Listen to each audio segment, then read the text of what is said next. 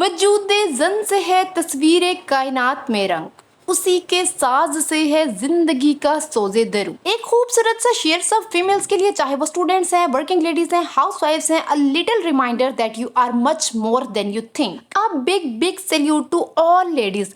Now let's move forward to the topic. आज का vlog early morning से start हो गया था क्योंकि मंथ का एंड था और मेड की हेल्प से डीप क्लीनिंग करनी थी और साथ ही मुझे वीडियो के लिए छोटे छोटे क्लिप्स भी शूट करने थे। आपको अपनी बिजी और हेक्टिक रूटीन में से मंथ में सिर्फ एक दिन निकालना है और उस दिन में आपने इन पॉइंट्स की क्लीनिंग करनी है, जो कि आज की वीडियो में मैं बताने वाली हूँ। पॉइंट 6 और 7 बहुत इंपॉर्टेंट है। इस तरह से ना सिर्फ आप लोगों का घर नीट क्लीन और टाइडी रहेगा बल्कि आप खुद भी स्ट्रेस फ्री रहेंगे। सबसे पहले जी, declutter the cabinets. Kitchen के जो कैबिनेट्स होते हैं ना, मेरी तो यही कोशिश होती है कि सबसे पहले हर एक चीज को उसकी डेजिग्नेटेड प्लेस पे रखूं, लेकिन फिर भी कभी कभार टाइम इतना शॉर्ट होता है कि कोई चीज इधर से उधर हो जाती है। तो हर मंथ बाद जब आप अपने कैबिनेट्स को डी क्लटर करते रहेंगे तो फर्स्टली कैबिनेट्स पे चीजों को ऑर्गेनाइज करने में ना आपको इतना टाइम वेस्ट नहीं करना पड़ेगा क्योंकि चीजें अ लिटिल बिट डिस्प्लेस हुई भी होंगी। और सेकेंडली, जब हर चीज अपनी डेजिग्नेटेड प्लेस पे होगी तो आप अपनी किचन की रूटीन को एफिशिएंटली और स्मूथली कंटिन्यू कर सकेंगे। फिर जी, सीलिंग, फैन, वॉल, इनको जस्ट 1 महीने बाद ही क्लीन करने की जरूरत होती है, जिसके लिए ये मैं माइक्रोफाइबर डस्टर यूज करती हूँ, जिसकी लेंथ ज्यादा भी कर सकते हैं, 90 के एंगल पे रोटेट कर सकते हैं।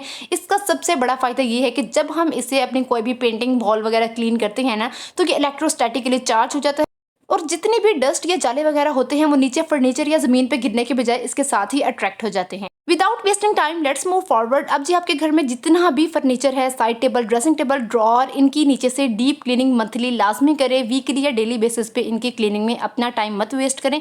इसका सबसे बड़ा बेनिफिट ये है कि इसके नीचे हमें अक्सर अपनी गुमी हुई चीजें मिल जाती हैं और सेकेंडली ये डर होता है कि इनके नीचे कोई कीड़ा वगैरह छुपाना हो, तो क्लीनिंग करके जरा दिल को तसल्ली हो जाती है। अब यहाँ पे एक बात का खास ख्याल रखें, बेड सोफा काफी हैवी होता है तो खुद बहादुर बनने की जरूरत नहीं है। मेड की हेल्प ले लें, अगर मेड नहीं भी है तो इट्स ओके, किसी फैमिली मेंबर की हेल्प ले लें। ये ना हो कि आपको बैक पेन स्टार्ट हो जाए और आप फिर 2-3 दिन बेड पे ही पड़े रहें। अब है जी next point, towel, hand towel. ये तो हम धो ही लेते हैं, लेकिन जो चीज सबसे ज्यादा इग्नोर हो जाती है वो है टेबल के कवर। हम लोग यही सोचते हैं कि ये चीजें कौन सा ज्यादा यूज हुई है या इनको कौन सा धोने की जरूरत है, लेकिन नहीं, मंथली बेसिस पे आपके जितने भी साइड टेबल के, ड्रेसिंग टेबल के कवर है उनको उठाएं और लाजमी वॉश। नजर नहीं आता लेकिन इस पे काफी डर्ट होती है, जर्म्स होते हैं। जब आप इसको क्लीन करके वापस रखते हैं ना तो आपको बिफोर आफ्टर में क्लियर डिफरेंस नजर आता है। अब जी देखते हैं नेक्स्ट पॉइंट, दरवाजों पे पड़ी हुई डस्ट की तरफ हमारा ध्यान तो इतना नहीं जाता, लेकिन जो घर में आए हुए गेस्ट हैं उनका ध्यान बहुत जाता है। मंथली दरवाजों की फ्रंट से, बैक से, साइड से क्लीनिंग लाजमी करें। वॉशरूम के दरवाजे और घर का मेन डोर तो मैं वॉश कर लेती हूँ, लेकिन जो बाकी कमरों के दरवाजे हैं उनकी जस्ट डैम्प क्लॉथ से डर्ट रिमूव कर लेती हूँ। No doubt, neat, clean and tidy home की वजह से ना सिर्फ हमारी फिजिकल बल्कि मेंटल हेल्थ पे भी बहुत असर पड़ता है। Now let's move forward to the next point. घर को ना सिर्फ नीट, क्लीन बल्कि पेस्ट फ्री रखने के लिए भी हमें डस्टबिन को क्लीन करना लाजमी है, क्योंकि अगर आपकी डस्टबिन में से स्मेल आती है तो वहाँ पे पेस्ट अट्रैक्ट होना शुरू हो जाते हैं, कॉकरोचेस। सबसे पहले जी, आप लोग न्यूज़पेपर लेके उसमें बेकिंग सोडा की लेयर बिछाएं और उसको अपने डस्टबिन के बॉटम में बिछा दें। बेकिंग सोडा सारी स्मेल को एब्जॉर्ब कर लेगा। सेकेंडली, मूनसून में वीकली अपने डस्टबिन को वॉश करें और इसके अलावा 15 दिन बाद नहीं तो मंथली अपने डस्टबिन को लाजमी वॉश करें और ड्राई करके फिर इसको दोबारा रीयूज करें।